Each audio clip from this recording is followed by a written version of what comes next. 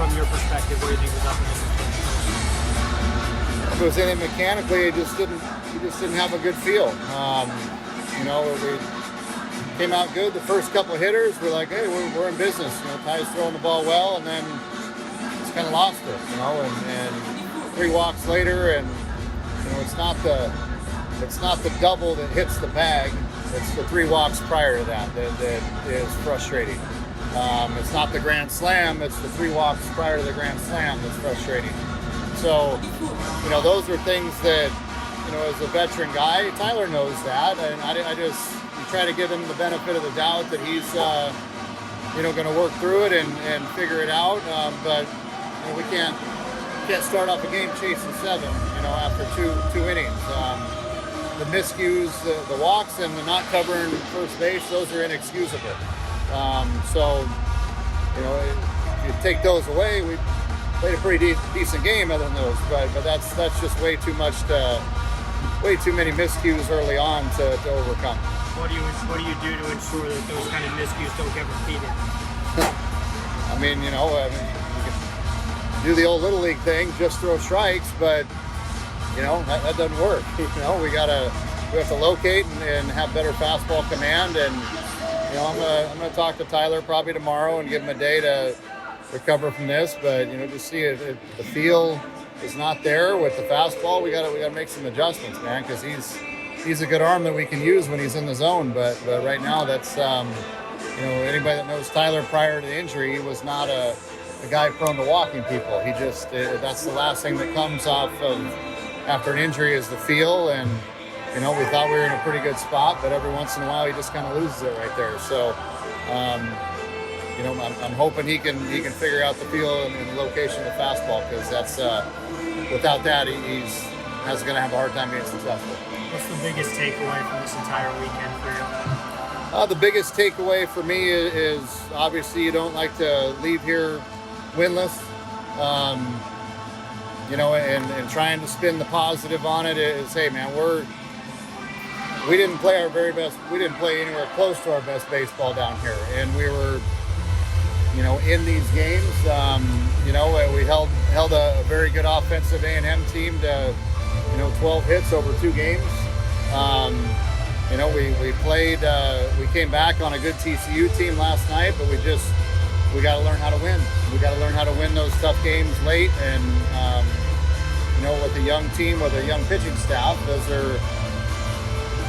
the experience that they got from this is invaluable. But we got to figure out ways to win these games. It's unacceptable the way that we're losing these games. Talk about Ethan Mendoza this weekend. All 3 days, consistent quality at bats. What's been his approach?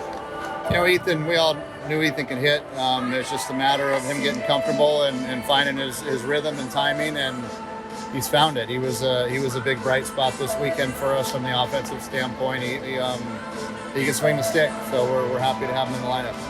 Coach, you get an explanation on the 2 interference calls that didn't go your way? There's a few more than that didn't go our way. I'm dumbfounded. I don't like to accuse things, but I'm speechless on the fair foul ball down here that landed on the turf. The interference call that didn't get called when our guy tries to throw it on a second, but yet their guy, a run, it cost us a run, and we get it called on us.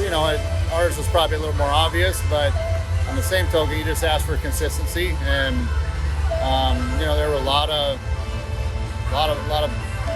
balls and strikes that didn't go our way.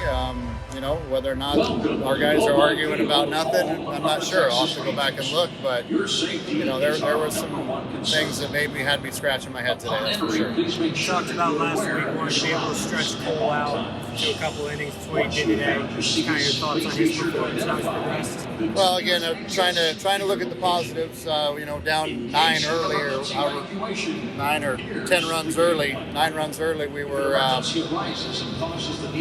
Well, this is an opportunity we don't have to wait to get Cole in the game until a closing situation. We just let's get him out there and stretch him out, and he answered the call through, I think, 2 1/3 innings there, and threw the ball really well. So was pleased with that. And actually the bullpen threw the ball outstanding today for the most part. And in that part of it, hopefully we can shape and start putting that all together in one game, get a good start, and have the good bullpen come in and put these guys in the right situations and have them be successful. But again, those are the takeaways from the weekend. Played against some good teams. That your weaknesses are going to get exposed. And we found that we have some weaknesses, but on the other hand, we got a shot. If we can shore these things up, we aren't as far away as we think. So don't like going 0-3. That stings, especially when you had the opportunity to win, especially last night. But the experience of this was great for these guys, and hopefully it'll pay dividends in the long run. How do you